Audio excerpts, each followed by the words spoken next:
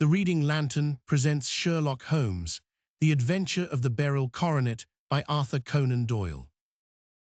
"Exi, the adventure of the Beryl Coronet, Holmes," said I, as I stood one morning in our bow window looking down the street. "Here is a madman coming along. It seems rather sad that his relatives should allow him to come out alone." My friend rose lazily from his armchair and stood with his hands in the pockets of his dressing gown, looking over my shoulder. It was a bright, crisp February morning, and the snow of the day before still lay deep upon the ground, shimmering brightly in the wintry sun. Down the center of Baker Street, it had been plowed into a brown, crumbly band by the traffic, but at either side, and on the heaped-up edges of the footpaths, it still lay as white as when it fell. The grey pavement had been cleaned and scraped, but was still dangerously slippery, so that there were fewer passengers than usual. Indeed, from the direction of the Metropolitan Station, no one was coming save the single gentleman whose eccentric conduct had drawn my attention. He was a man of about 50, tall, portly, and imposing, with a massive, strongly marked face and a commanding figure. He was dressed in a somber yet rich style, in black frock coat, shining hat, neat brown gaiters, and well-cut pearl-grey trousers. Yet his actions were in absurd contrast to the dignity of his dress and features, for he was running hard, with occasional little springs, such as a weary man gives who is little accustomed to set any tax upon his legs. As he ran, he jerked his hands up and down, waggled his head, and writhed his face into the most extraordinary contortions.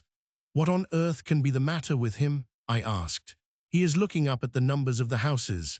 I believe that he is coming here," said Holmes, rubbing his hands. "Here? Yes. I rather think he is coming to consult me professionally.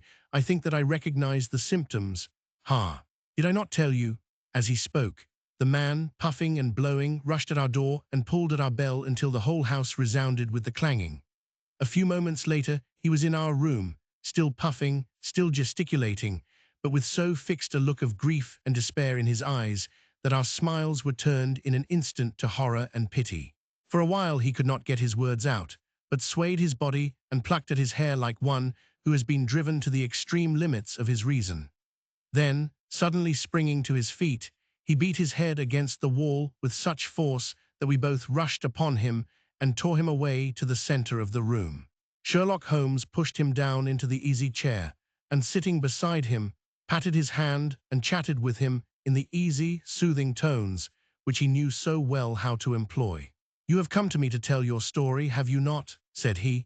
"You are fatigued with your haste. Pray wait until you have recovered yourself, and then I shall be most happy to look into any little problem which you may submit to me." The man sat for a minute or more with a heaving chest, fighting against his emotion. Then he passed his handkerchief over his brow, set his lips tight, and turned his face towards us. "No doubt you think me mad," said he. "I see that you have had some great trouble," responded Holmes. "God knows I have. A trouble which is enough to unseat my reason, so sudden and so terrible is it. Public disgrace I might have faced, although I am a man whose character has never yet borne a stain. Private affliction also is the lot of every man, but the two coming together, and in so frightful a form, have been enough to shake my very soul. Besides, it is not I alone. The very noblest in the land may suffer unless some way be found out of this horrible affair." "Pray compose yourself, sir," said Holmes, "and let me have a clear account of who you are and what it is that has befallen you." "My name," answered our visitor, "is probably familiar to your ears. I am Alexander Holder, of the banking firm of Holder and Stevenson, of Threadneedle Street." The name was indeed well known to us as belonging to the senior partner in the second largest private banking concern in the City of London. What could have happened, then, to bring one of the foremost citizens of London to this most pitiable pass? We waited, all curiosity, until with another effort he braced himself to tell his story. "I feel that time is of value," said he. "That is why I hastened here when the police inspector suggested that I should secure your cooperation. I came to Baker Street by the Underground and hurried from there on foot, for the cabs go slowly through this snow. That is why I was so out of breath, for I am a man who takes very little exercise. I feel better now, and I will put the facts before you as shortly and yet as clearly as I can. It is, of course, well known to you that in a successful banking business as much depends upon our being able to find remunerative investments for our funds as upon our increasing our connection and the number of our depositors. One of our most lucrative means of laying out money is in the shape of loans, where the security is unimpeachable. We have done a good deal in this direction during the last few years, and there are many noble families to whom we have advanced large sums upon the security of their pictures, libraries, or plate. Yesterday morning I was seated in my office at the bank when a card was brought in to me by one of the clerks. I started when I saw the name, for it was that of none other than, well, perhaps even to you I had better say no more than that it was a name which is a household word all over the earth, one of the highest, noblest, most exalted names in England. I was overwhelmed by the honor and attempted, when he entered, to say so, but he plunged at once into business with the air of a man who wishes to hurry quickly through a disagreeable task. "Mr. Holder," said he, "I have been informed that you are in the habit of advancing money." "The firm does so when the security is good," I answered. "It is absolutely essential to me," said he, "that I should have £50 zero at once. I could, of course, borrow so trifling a sum 10 times over from my friends, but I much prefer to make it a matter of business and to carry out that business myself. In my position, you can readily understand that it is unwise to place one's self under obligations. For how long, may I ask, do you want this sum?" I asked. "Next Monday I have a large sum due to me, and I shall then most certainly repay what you advance, with whatever interest you think it right to charge. But it is very essential to me that the money should be paid at once. I should be happy to advance it without further parley from my own private purse," said I, "were it not that the strain would be rather more than it could bear. If, on the other hand, I am to do it in the name of the firm, then in justice to my partner I must insist that, even in your case, every businesslike precaution should be taken." "I should much prefer to have it so," said he, raising up a square black morocco case which he had laid beside his chair. "You have doubtless heard of the Beryl Coronet, one of the most precious public possessions of the empire," said I. "Precisely." He opened the case, and there, embedded in soft, flesh-colored velvet, lay the magnificent piece of jewelry which he had named. "There are 39 enormous beryls," said he, "and the price of the gold chasing is incalculable. The lowest estimate would put the worth of the coronet at double the sum which I have asked. I am prepared to leave it with you as my security." I took the precious case into my hands and looked in some perplexity from it to my illustrious client. "You doubt its value?" he asked. "Not at all. I only doubt the propriety of my leaving it. You may set your mind at rest about that. I should not dream of doing so were it not absolutely certain that I should be able in 4 days to reclaim it. It is a pure matter of form. Is the security sufficient? Ample? You understand, Mr. Holder, that I am giving you a strong proof of the confidence which I have in you, founded upon all that I have heard of you. I rely upon you not only to be discreet, and to refrain from all gossip upon the matter, but above all, to preserve this coronet with every possible precaution, because I need not say that a great public scandal would be caused if any harm were to befall it. Any injury to it would be almost as serious as its complete loss, for there are no beryls in the world to match these, and it would be impossible to replace them. I leave it with you, however, with every confidence, and I shall call for it in person on Monday morning." Seeing that my client was anxious to leave, I said no more, but calling for my cashier, I ordered him to pay over £51,000 notes. When I was alone once more, however, with the precious case lying upon the table in front of me, I could not but think with some misgivings of the immense responsibility which it entailed upon me. There could be no doubt that, as it was a national possession, a horrible scandal would ensue if any misfortune should occur to it. I already regretted having ever consented to take charge of it. However, it was too late to alter the matter now, so I locked it up in my private safe and turned once more to my work. When evening came, I felt that it would be an imprudence to leave so precious a thing in the office behind me. Bankers' safes had been forced before now, and why should not mine be? If so, how terrible would be the position in which I should find myself. I determined, therefore, that for the next few days I would always carry the case backward and forward with me so that it might never be really out of my reach. With this intention, I called a cab and drove out to my house at Streatham, carrying the jewel with me. I did not breathe freely until I had taken it upstairs and locked it in the bureau of my dressing room. And now a word as to my household, Mr. Holmes, for I wish you to thoroughly understand the situation. My groom and my page sleep out of the house and may be set aside altogether. I have 3 maidservants who have been with me a number of years and whose absolute reliability is quite above suspicion. Another, Lucy Parr, the second waiting maid, has only been in my service a few months.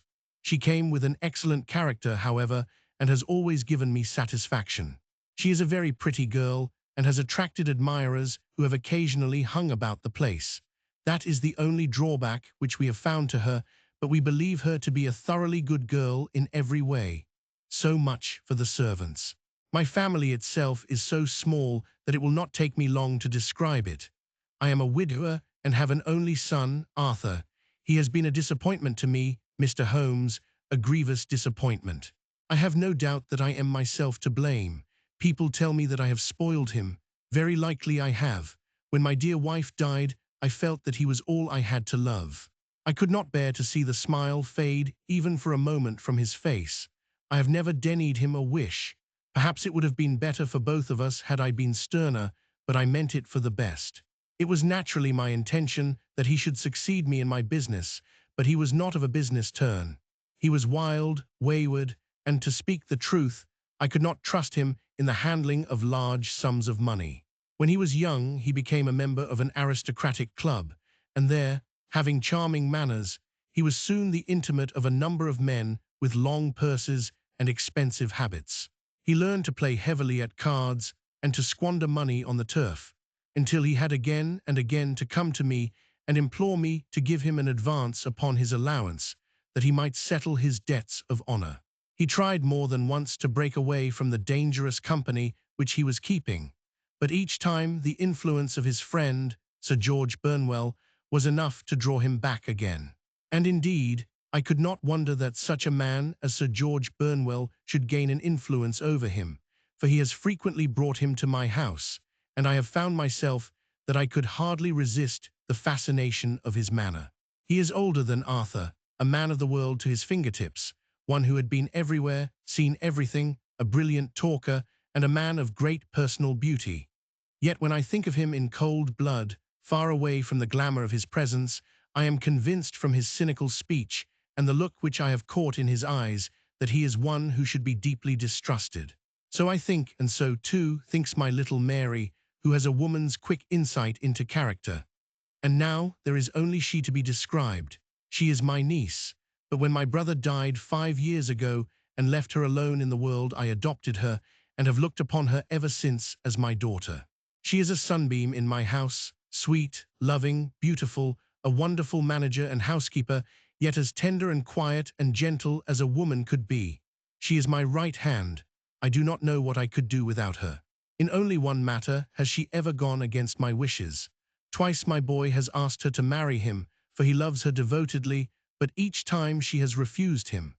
I think that if anyone could have drawn him into the right path it would have been she, and that his marriage might have changed his whole life. But now, alas, it is too late, forever too late. Now, Mr. Holmes, you know the people who live under my roof, and I shall continue with my miserable story. When we were taking coffee in the drawing-room that night after dinner, I told Arthur and Mary my experience and of the precious treasure which we had under our roof, suppressing only the name of my client. Lucy Parr, who had brought in the coffee, had, I am sure, left the room, but I cannot swear that the door was closed. Mary and Arthur were much interested and wished to see the famous coronet, but I thought it better not to disturb it. "Where have you put it?" asked Arthur. "In my own bureau." "Well, I hope to goodness the house won't be burgled during the night," said he. "It is locked up," I answered. "Oh, any old key will fit that bureau. When I was a youngster, I have opened it myself with the key of the box-room cupboard." He often had a wild way of talking, so that I thought little of what he said. He followed me to my room, however, that night with a very grave face. "Look here, Dad," said he with his eyes cast down, "can you let me have £200? "No, I cannot," I answered sharply. "I have been far too generous with you in money matters."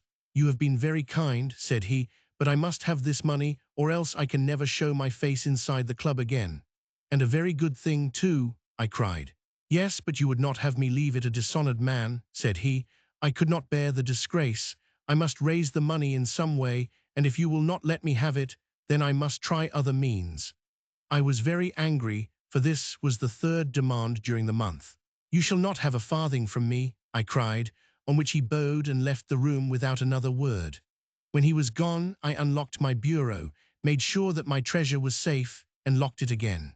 Then I started to go round the house to see that all was secure, a duty which I usually leave to Mary, but which I thought it well to perform myself that night. As I came down the stairs, I saw Mary herself at the side window of the hall, which she closed and fastened as I approached. "Tell me, Dad," said she, looking, I thought, a little disturbed, "did you give Lucy, the maid, leave to go out tonight?" "Certainly not. She came in just now by the back door. I have no doubt that she has only been to the side gate to see someone, but I think that it is hardly safe and should be stopped. You must speak to her in the morning, or I will if you prefer it. Are you sure that everything is fastened?" "Quite sure, Dad." "Then, good night." I kissed her and went up to my bedroom again, where I was soon asleep. I am endeavoring to tell you everything, Mr. Holmes, which may have any bearing upon the case, but I beg that you will question me upon any point which I do not make clear. On the contrary, your statement is singularly lucid. I come to a part of my story now in which I should wish to be particularly so. I am not a very heavy sleeper, and the anxiety in my mind tended, no doubt, to make me even less so than usual. About 2 in the morning, then, I was awakened by some sound in the house. It had ceased ere I was wide awake, but it had left an impression behind it as though a window had gently closed somewhere. I lay listening with all my ears. Suddenly, to my horror, there was a distinct sound of footsteps moving softly in the next room. I slipped out of bed, all palpitating with fear, and peeped round the corner of my dressing-room door. "Arthur," I screamed, "you villain, you thief, how dare you touch that coronet?" The gas was half up, as I had left it, and my unhappy boy, dressed only in his shirt and trousers, was standing beside the light, holding the coronet in his hands. He appeared to be wrenching at it, or bending it with all his strength. At my cry, he dropped it from his grasp and turned as pale as death. I snatched it up and examined it. One of the gold corners, with 3 of the beryls in it, was missing. "You blackguard," I shouted, beside myself with rage. "You have destroyed it. You have dishonored me forever. Where are the jewels which you have stolen?" "Stolen?" he cried. "Yes, thief," I roared, shaking him by the shoulder.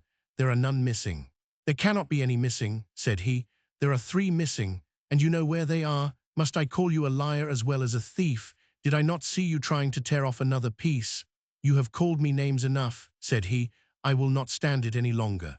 I shall not say another word about this business, since you have chosen to insult me. I will leave your house in the morning and make my own way in the world." "You shall leave it in the hands of the police," I cried, half mad with grief and rage. "I shall have this matter probed to the bottom." "You shall learn nothing from me," said he with a passion such as I should not have thought was in his nature. "If you choose to call the police, let the police find what they can." By this time the whole house was astir, for I had raised my voice in my anger. Mary was the first to rush into my room, and at the sight of the coronet and of Arthur's face, she read the whole story and, with a scream, fell down senseless on the ground. I sent the housemaid for the police and put the investigation into their hands at once. When the inspector and a constable entered the house, Arthur, who had stood sullenly with his arms folded, asked me whether it was my intention to charge him with theft. I answered that it had ceased to be a private matter, but had become a public one, since the ruined coronet was national property. I was determined that the law should have its way in everything. "At least," said he, "you will not have me arrested at once.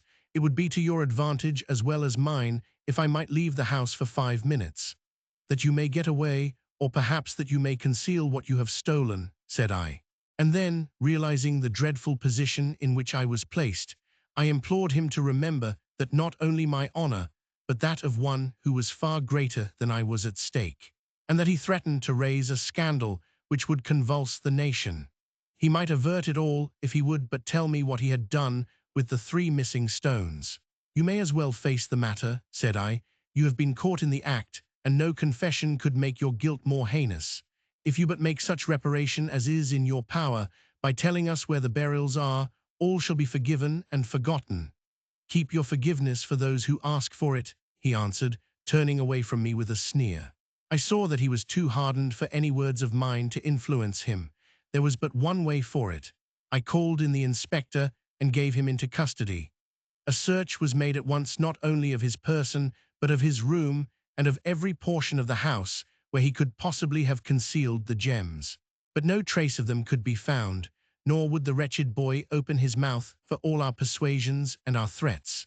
This morning he was removed to a cell, and I, after going through all the police formalities, have hurried round to you to implore you to use your skill in unraveling the matter.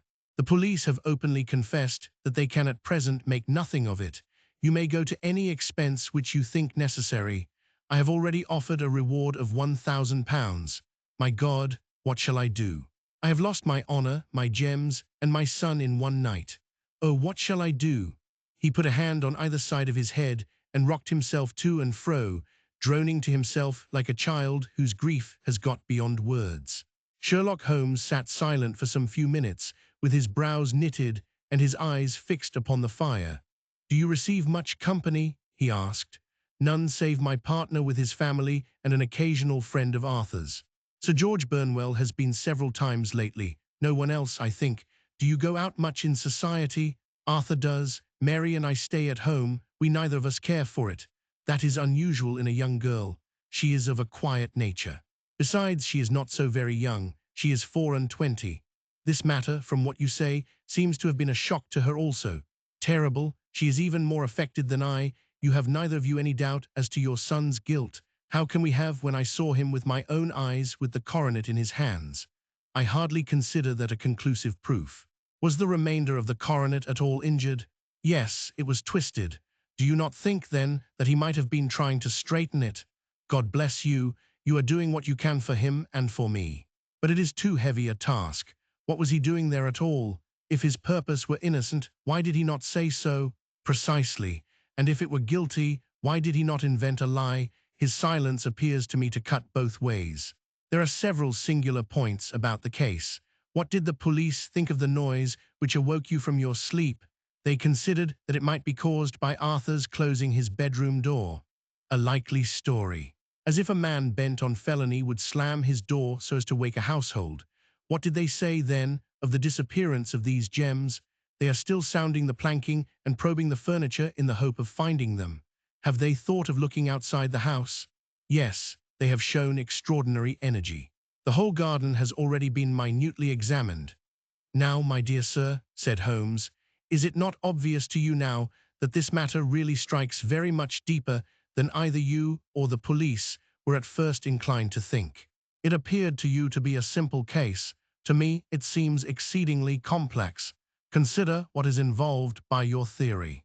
You suppose that your son came down from his bed, went, at great risk, to your dressing room, opened your bureau, took out your coronet, broke off by main force a small portion of it, went off to some other place, concealed 3 gems out of the 39, with such skill that nobody can find them, and then returned with the other 36 into the room in which he exposed himself to the greatest danger of being discovered.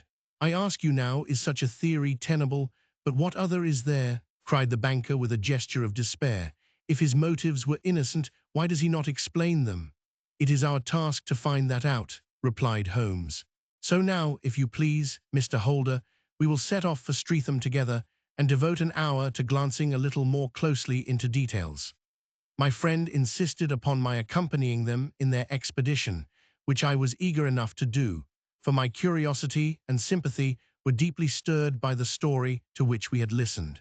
I confess that the guilt of the banker's son appeared to me to be as obvious as it did to his unhappy father. But still, I had such faith in Holmes' judgment that I felt that there must be some grounds for hope as long as he was dissatisfied with the accepted explanation. He hardly spoke a word the whole way out to the southern suburb, but sat with his chin upon his breast and his hat drawn over his eyes, sunk in the deepest thought. Our client appeared to have taken fresh heart at the little glimpse of hope which had been presented to him, and he even broke into a desultory chat with me over his business affairs. A short railway journey and a shorter walk brought us to Fairbank, the modest residence of the great financier. Fairbank was a good-sized square house of white stone, standing back a little from the road. A double carriage sweep, with a snow-clad lawn, stretched down in front to two large iron gates, which closed the entrance. On the right side was a small wooden thicket, which led into a narrow path between two neat hedges stretching from the road to the kitchen door and forming the tradesman's entrance. On the left ran a lane which led to the stables and was not itself within the grounds at all, being a public, though little used, thoroughfare. Holmes left us standing at the door and walked slowly all round the house, across the front, down the tradesmen's path, and so round by the garden behind into the stable lane. So long was he that Mr. Holder and I went into the dining room and waited by the fire until he should return. We were sitting there in silence when the door opened and a young lady came in. She was rather above the middle height, slim, with dark hair and eyes, which seemed the darker against the absolute pallor of her skin. I do not think that I have ever seen such deadly paleness in a woman's face. Her lips, too, were bloodless, but her eyes were flushed with crying. As she swept silently into the room, she impressed me with a greater sense of grief than the banker had done in the morning, and it was the more striking in her as she was evidently a woman of strong character, with immense capacity for self-restraint. Disregarding my presence, she went straight to her uncle and passed her hand over his head with a sweet, womanly caress. "You have given orders that Arthur should be liberated, have you not, Dad?" she asked. "No, no, my girl, the matter must be probed to the bottom. But I am so sure that he is innocent. You know what woman's instincts are. I know that he has done no harm, and that you will be sorry for having acted so harshly. Why is he silent, then, if he is innocent? Who knows? Perhaps because he was so angry that you should suspect him. How could I help suspecting him when I actually saw him with the coronet in his hand? Oh, but he had only picked it up to look at it. Oh, do take my word for it that he is innocent. Let the matter drop, and say no more. It is so dreadful to think of our dear Arthur in prison. I shall never let it drop until the gems are found, never, Mary. Your affection for Arthur blinds you as to the awful consequences to me. Far from hushing the thing up, I have brought a gentleman down from London to inquire more deeply into it." "This gentleman?" she asked, facing round to me. "No, his friend. He wished us to leave him alone. He is round in the stable lane now." "The stable lane?" She raised her dark eyebrows. "What can he hope to find there? Ah, this, I suppose, is he. I trust, sir, that you will succeed in proving what I feel sure is the truth, that my cousin Arthur is innocent of this crime." "I fully share your opinion, and I trust, with you, that we may prove it," returned Holmes, going back to the mat to knock the snow from his shoes. "I believe I have the honor of addressing Miss Mary Holder. Might I ask you a question or two? Pray do, sir, if it may help to clear this horrible affair up. You heard nothing yourself last night?" "Nothing, until my uncle here began to speak loudly. I heard that and I came down. You shut up the windows and doors the night before. Did you fasten all the windows?" "Yes." "Were they all fastened this morning?" "Yes." "You have a maid who has a sweetheart. I think that you remarked to your uncle last night that she had been out to see him?" "Yes, and she was the girl who waited in the drawing-room and who may have heard uncle's remarks about the coronet." "I see. You infer that she may have gone out to tell her sweetheart, and that the two may have planned the robbery. But what is the good of all these vague theories?" cried the banker impatiently, "when I have told you that I saw Arthur with the coronet in his hands." "Wait a little, Mr. Holder. We must come back to that. About this girl, Miss Holder, you saw her return by the kitchen door, I presume?" "Yes. When I went to see if the door was fastened for the night, I met her slipping in. I saw the man, too, in the gloom. Do you know him?" "Oh, yes. He is the greengrocer who brings our vegetables round. His name is Francis Prosper." "He stood," said Holmes, "to the left of the door, that is to say, farther up the path than is necessary to reach the door?" "Yes, he did. And he is a man with a wooden leg, Something like fear sprang up in the young lady's expressive black eyes. "Why, you are like a magician," said she. "How do you know that?" She smiled, but there was no answering smile in Holmes' thin, eager face. "I should be very glad now to go upstairs," said he. "I shall probably wish to go over the outside of the house again. Perhaps I had better take a look at the lower windows before I go up." He walked swiftly round from one to the other, pausing only at the large one which looked from the hall onto the stable lane. This he opened and made a very careful examination of the sill with his powerful magnifying lens. "Now we shall go upstairs," said he at last. The banker's dressing room was a plainly furnished little chamber, with a grey carpet, a large bureau, and a long mirror. Holmes went to the bureau first and looked hard at the lock. "Which key was used to open it?" he asked. "That which my son himself indicated, that of the cupboard of the lumber room. Have you it here?" "That is it on the dressing table." Sherlock Holmes took it up and opened the bureau. "It is a noiseless lock," said he. "It is no wonder that it did not wake you. This case, I presume, contains the coronet. We must have a look at it." He opened the case, and taking out the diadem, he laid it upon the table. It was a magnificent specimen of the jeweller's art, and the 36 stones were the finest that I have ever seen. At one side of the coronet was a cracked edge, where a corner holding 3 gems had been torn away. "Now, Mr. Holder," said Holmes, "here is the corner which corresponds to that which has been so unfortunately lost. Might I beg that you will break it off?" The banker recoiled in horror. "I should not dream of trying," said he. "Then I will." Holmes suddenly bent his strength upon it, but without result. "I feel it give a little," said he, "but though I am exceptionally strong in the fingers, it would take me all my time to break it. An ordinary man could not do it.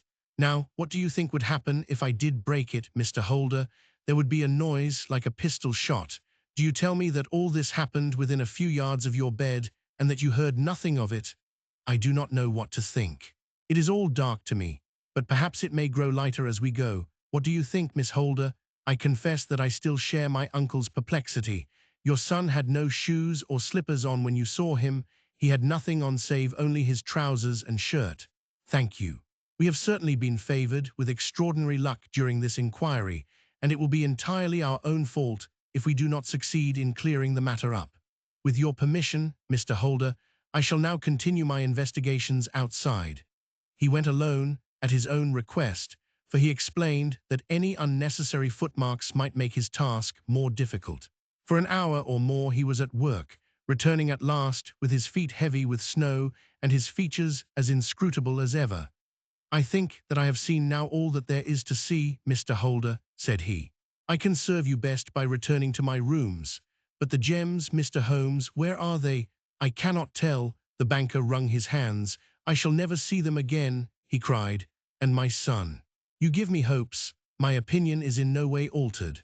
"Then, for God's sake, what was this dark business which was acted in my house last night? If you can call upon me at my Baker Street rooms tomorrow morning between 9 and 10, I shall be happy to do what I can to make it clearer. I understand that you give me carte blanche to act for you, provided only that I get back the gems, and that you place no limit on the sum I may draw. I would give my fortune to have them back." "Very good. I shall look into the matter between this and then. Goodbye. It is just possible that I may have to come over here again before evening." It was obvious to me that my companion's mind was now made up about the case, although what his conclusions were was more than I could even dimly imagine. Several times during our homeward journey I endeavored to sound him upon the point, but he always glided away to some other topic, until at last I gave it over in despair. It was not yet 3 when we found ourselves in our rooms once more. He hurried to his chamber and was down again in a few minutes, dressed as a common loafer.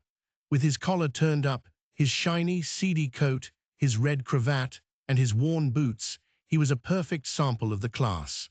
"I think that this should do," said he, glancing into the glass above the fireplace. "I only wish that you could come with me, Watson, but I fear that it won't do. I may be on the trail in this matter, or I may be following a will-o'-the-wisp, but I shall soon know which it is. I hope that I may be back in a few hours." He cut a slice of beef from the joint upon the sideboard, sandwiched it between 2 rounds of bread, and thrusting this rude meal into his pocket, he started off upon his expedition. I had just finished my tea when he returned, evidently in excellent spirits, swinging an old elastic-sided boot in his hand. He chucked it down into a corner and helped himself to a cup of tea. "I only looked in as I passed," said he. "I am going right on." "Where to?" "Oh, to the other side of the West End. It may be some time before I get back. Don't wait up for me in case I should be late." "How are you getting on?" "Oh, so-so. Nothing to complain of. I have been out to Streatham since I saw you last, but I did not call at the house. It is a very sweet little problem, and I would not have missed it for a good deal. However, I must not sit gossiping here, but must get these disreputable clothes off and return to my highly respectable self." I could see by his manner that he had stronger reasons for satisfaction than his words alone would imply. His eyes twinkled, and there was even a touch of color upon his sallow cheeks. He hastened upstairs, and a few minutes later I heard the slam of the hall door, which told me that he was off once more upon his congenial hunt. I waited until midnight, but there was no sign of his return, so I retired to my room. It was no uncommon thing for him to be away for days and nights on end when he was hot upon a scent, so that his lateness caused me no surprise. I do not know at what hour he came in, but when I came down to breakfast in the morning, there he was with a cup of coffee in one hand and the paper in the other, as fresh and trim as possible. "You will excuse my beginning without you, Watson," said he, "but you remember that our client has rather an early appointment this morning." "Why, it is after 9 now," I answered. "I should not be surprised if that were he.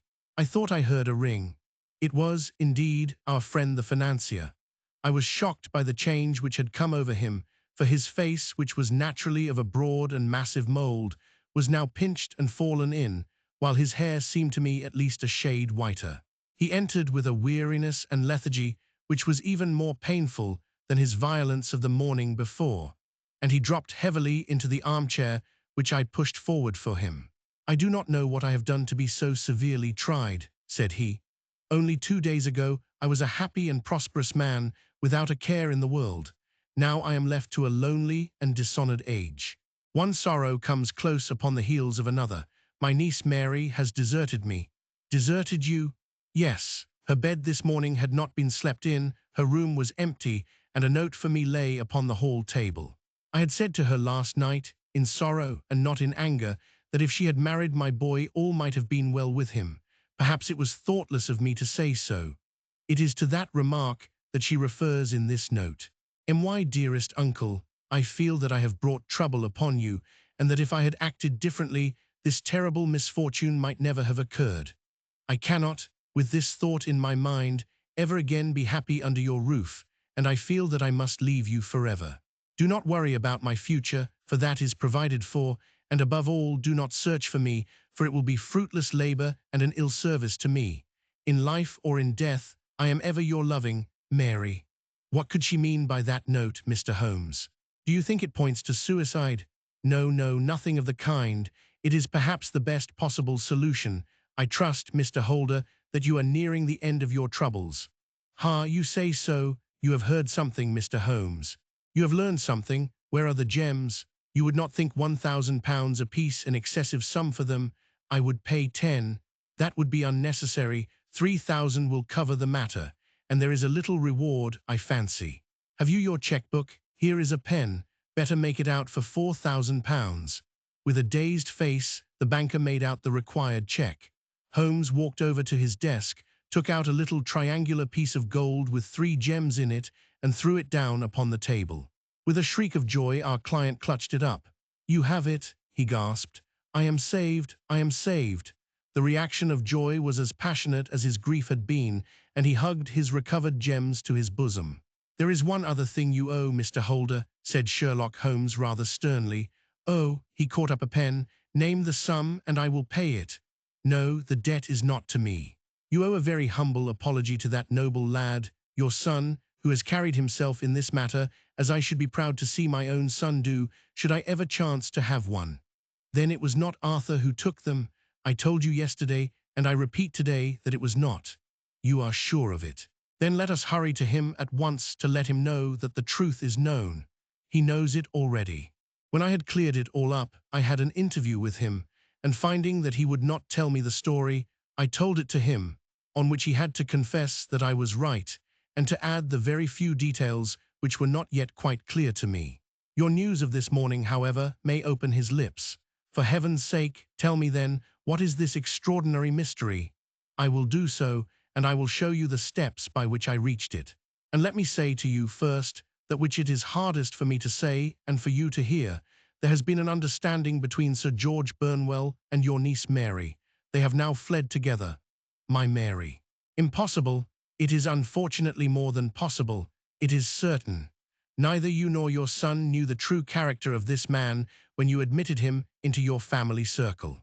He is one of the most dangerous men in England, a ruined gambler, an absolutely desperate villain, a man without heart or conscience. Your niece knew nothing of such men. When he breathed his vows to her, as he had done to 100 before her, she flattered herself that she alone had touched his heart. The devil knows best what he said, but at least she became his tool and was in the habit of seeing him nearly every evening. I cannot, and I will not believe it, cried the banker with an ashen face. I will tell you, then, what occurred in your house last night. Your niece, when you had, as she thought, gone to your room, slipped down and talked to her lover through the window which leads into the stable lane. His footmarks had pressed right through the snow, so long had he stood there. She told him of the coronet. His wicked lust for gold kindled at the news, and he bent her to his will. I have no doubt that she loved you, but there are women in whom the love of a lover extinguishes all other loves, and I think that she must have been one. She had hardly listened to his instructions when she saw you coming downstairs, on which she closed the window rapidly and told you about one of the servants' escapade with her wooden-legged lover, which was all perfectly true. Your boy, Arthur, went to bed after his interview with you, but he slept badly on account of his uneasiness about his club debts. In the middle of the night, he heard a soft tread pass his door, so he rose, and looking out, was surprised to see his cousin walking very stealthily along the passage until she disappeared into your dressing-room. Petrified with astonishment, the lad slipped on some clothes and waited there in the dark to see what would come of this strange affair. Presently she emerged from the room again, and in the light of the passage lamp, your son saw that she carried the precious coronet in her hands. She passed down the stairs, and he, thrilling with horror, ran along and slipped behind the curtain near your door, whence he could see what passed in the hall beneath. He saw her stealthily open the window, hand out the coronet to someone in the gloom, and then closing it once more hurry back to her room, passing quite close to where he stood hid behind the curtain. As long as she was on the scene, he could not take any action without a horrible exposure of the woman whom he loved. But the instant that she was gone, he realized how crushing a misfortune this would be for you, and how all-important it was to set it right. He rushed down, just as he was, in his bare feet, opened the window, sprang out into the snow, and ran down the lane, where he could see a dark figure in the moonlight. Sir George Burnwell tried to get away, but Arthur caught him, and there was a struggle between them, your lad tugging at one side of the coronet and his opponent at the other. In the scuffle, your son struck Sir George and cut him over the eye. Then something suddenly snapped, and your son, finding that he had the coronet in his hands, rushed back, closed the window, ascended to your room, and had just observed that the coronet had been twisted in the struggle and was endeavoring to straighten it when you appeared upon the scene. Is it possible? Gasped the banker. You then roused his anger by calling him names at a moment when he felt that he had deserved your warmest thanks. He could not explain the true state of affairs without betraying one who certainly deserved little enough consideration at his hands. He took the more chivalrous view, however, and preserved her secret.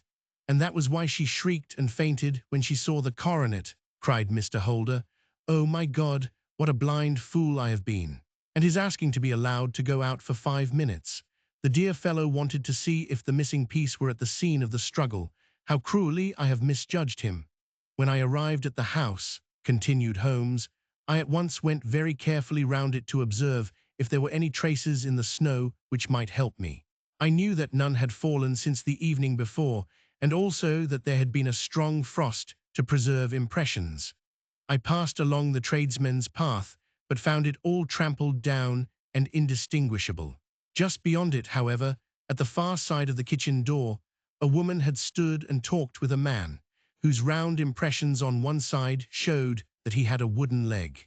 I could even tell that they had been disturbed, for the woman had run back swiftly to the door, as was shown by the deep toe and light heel marks, while Wooden Leg had waited a little and then had gone away. I thought at the time that this might be the maid and her sweetheart of whom you had already spoken to me, and inquiry showed it was so. I passed round the garden without seeing anything more than random tracks, which I took to be the police. But when I got into the stable lane, a very long and complex story was written in the snow in front of me. There was a double line of tracks of a booted man, and a second double line, which I saw with delight, belonged to a man with naked feet. I was at once convinced from what you had told me that the latter was your son. The first had walked both ways, but the other had run swiftly, and as his tread was marked in places over the depression of the boot, it was obvious that he had passed after the other. I followed them up and found they led to the hall window, where Boots had worn all the snow away while waiting. Then I walked to the other end, which was 100 yards or more down the lane. I saw where Boots had faced round, where the snow was cut up as though there had been a struggle, and finally where a few drops of blood had fallen, to show me that I was not mistaken. Boots had then run down the lane, and another little smudge of blood showed that it was he who had been hurt. When he came to the high road at the other end, I found that the pavement had been cleared, so there was an end to that clue. On entering the house, however, I examined, as you remember, the sill and framework of the hall window with my lens, and I could at once see that someone had passed out. I could distinguish the outline of an instep where the wet foot had been placed in coming in. I was then beginning to be able to form an opinion as to what had occurred. A man had waited outside the window, someone had brought the gems, the deed had been overseen by your son, he had pursued the thief, had struggled with him. They had each tugged at the coronet, their united strength causing injuries which neither alone could have effected. He had returned with the prize, but had left a fragment in the grasp of his opponent. So far I was clear. The question now was, who was the man, and who was it brought him the coronet? It is an old maxim of mine that when you have excluded the impossible, whatever remains, however improbable, must be the truth. Now I knew that it was not you who had brought it down, so there only remained your niece and the maids. But if it were the maids, why should your son allow himself to be accused in their place? There could be no possible reason. As he loved his cousin, however, there was an excellent explanation why he should retain her secret, the more so as the secret was a disgraceful one. When I remembered that you had seen her at that window, and how she had fainted on seeing the coronet again, my conjecture became a certainty. And who could it be who was her confederate? A lover evidently, for who else could outweigh the love and gratitude which she must feel to you? I knew that you went out little, and that your circle of friends was a very limited one. But among them was Sir George Burnwell. I had heard of him before as being a man of evil reputation among women. It must have been he who wore those boots and retained the missing gems. Even though he knew that Arthur had discovered him, he might still flatter himself that he was safe, for the lad could not say a word without compromising his own family. Well, your own good sense will suggest what measures I took next. I went in the shape of a loafer to Sir George's house, managed to pick up an acquaintance with his valet, learned that his master had cut his head the night before, and finally, at the expense of 6 shillings, made all sure by buying a pair of his cast-off shoes. With these I journeyed down to Streatham and saw that they exactly fitted the tracks. "I saw an ill-dressed vagabond in the lane yesterday evening," said Mr. Holder. "Precisely, it was I. I found that I had my man, so I came home and changed my clothes. It was a delicate part which I had to play then, for I saw that a prosecution must be avoided to avert scandal, and I knew that so astute a villain would see that our hands were tied in the matter. I went and saw him. At first, of course, he denied everything, but when I gave him every particular that had occurred, he tried to bluster and took down a life-preserver from the wall. I knew my man, however, and I clapped a pistol to his head before he could strike. Then he became a little more reasonable. I told him that we would give him a price for the stones he held £1,000 apiece. That brought out the first signs of grief that he had shown. "Why, dash it all," said he, "I've let them go at 600 for the three." I soon managed to get the address of the receiver who had them, on promising him that there would be no prosecution. Off I set to him, and after much chaffering, I got our stones at £1,000 apiece. Then I looked in upon your son, told him that all was right, and eventually got to my bed about 2 o'clock, after what I may call a really hard day's work.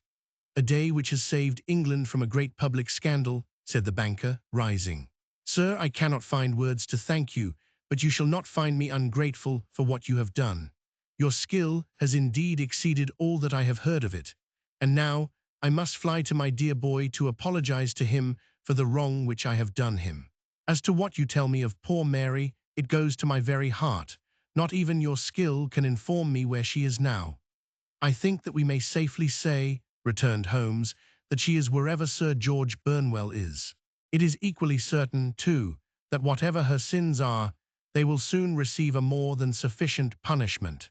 Thank you for listening. If you enjoyed this story, don't forget to follow the reading lantern and let its light guide you to your next great tale.